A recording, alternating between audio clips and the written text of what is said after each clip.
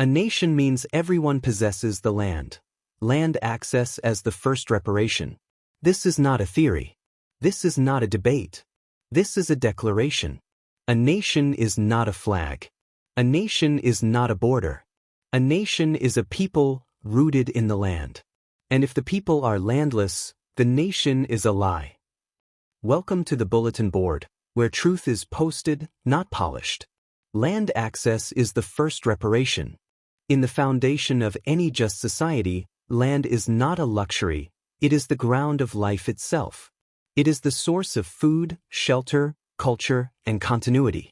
Without land, there is no autonomy. Without land, there is no future. And so, when we speak of reparation, not as charity, but as restoration, we must begin with the land. The role of the state is stewardship, not ownership.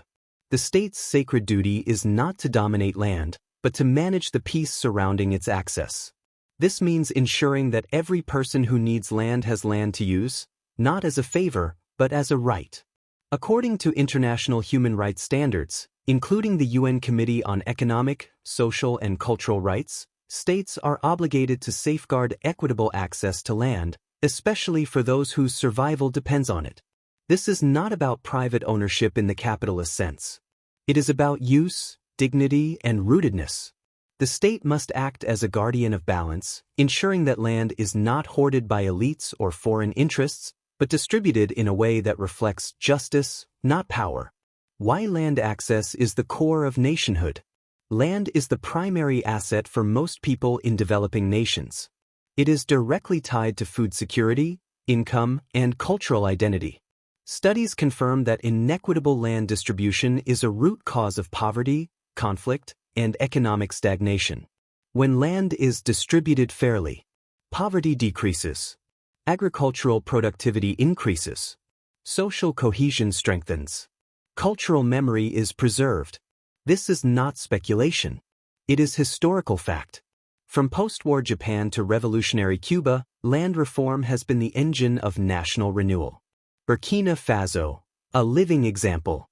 Captain Ibrahim Traoré's land reform initiative in Burkina Faso is a living echo of this truth.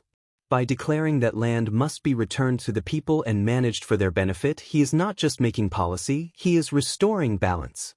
His government's move to redistribute land is a direct challenge to colonial legacies and elite capture. This is what reparation looks like in action: material, structural, and spiritual. A nation is the landed people. A true nation is not defined by its GDP or its military. It is defined by whether its people are grounded, fed, and free.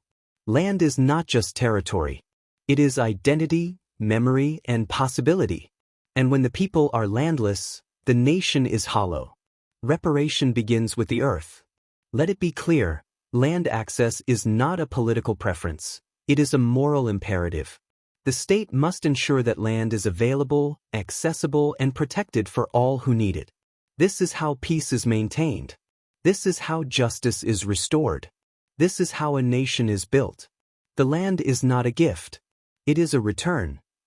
If you want to know whether a nation is real, don't look at its anthem. Look at its soil. And ask, who has the right to plant? If this message resonates with you, like, share, and subscribe to the bulletin board. This is where we speak what others won't and post what the world needs to remember. Your voice matters. Your presence matters. Let's grow this truth together.